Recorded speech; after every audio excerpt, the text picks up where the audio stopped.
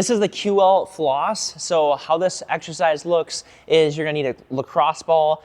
You can use a softball as well, but a lacrosse ball typically works a little bit better because the QL muscle is what we're going for, the quadratus lumborum, and it's a little bit harder to get with a bigger ball. So a lacrosse ball is typically a perfect one. And how this looks is you're going to have the lacrosse ball, basically first and foremost, you're gonna make sure that you find your hip bone, right? So the top of your hip bone here, and then your rib cage, and the bottom of the rib cage, and you're gonna go in between that space. That's super important, right? We don't wanna be on our hip bone or we don't wanna be on our rib cage. Those are just little different muscles. And then from there, what we're gonna do is we're gonna find our spine, because we don't wanna be on the spine. Okay, so we're gonna find the bottom, or the spine that is, again, in between the hip bone, bottom of the rib cage, find the spine, you're gonna roll it. There's a big muscle, your larger extensors, but we're not gonna target those, right? So you're gonna find your spine, roll over the extensor, right? You'll feel it. Most people have pretty big extensors that just kind of roll off the spine here. So spine, roll over the extensor. Right to the side of that is where the QL is. Again, making sure that you're between your hip bone and the bottom of the rib cage. Okay, once you find that spot, what you're gonna do is you're gonna scoot yourself on the ground, and then obviously it's kind of, again, it's to the right, or sorry, not to the right, but off to the side of the spine. And so you have to obviously kind of roll to the side, so you're not gonna be face straight up towards the ceiling. You're gonna be kind of rolled up. The outside or the opposite leg, right, of the side that you have it on is gonna be for support. So you're gonna just have it planted on the ground like this, so not like this, right? So planted on the ground, and then I'm gonna take my other leg, right? So the same side leg,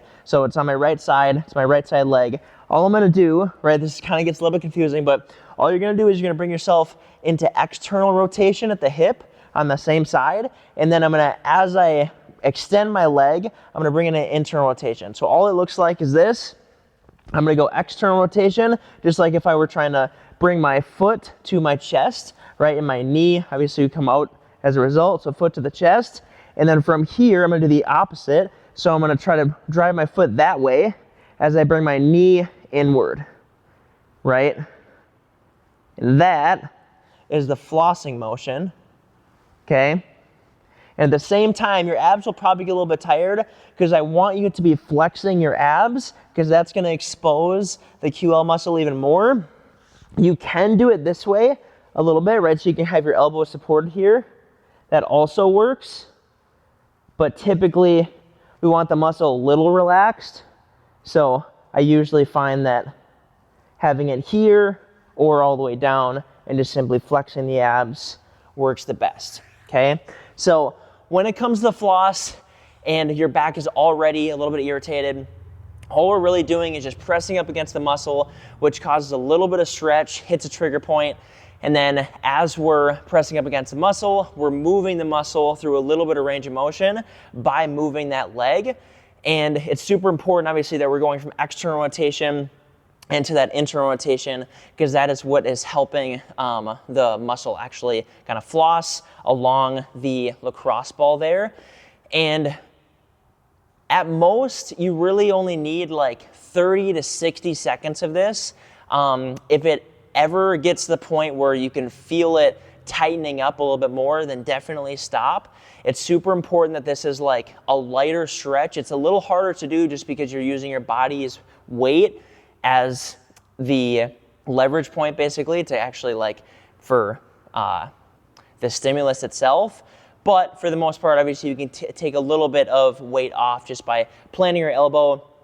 And then again, how hard you kind of flex your abs to kind of pick yourself up a little bit. So that is the QL floss. And again, make sure it's super light and you're only going for about 30 to 60 seconds per side here.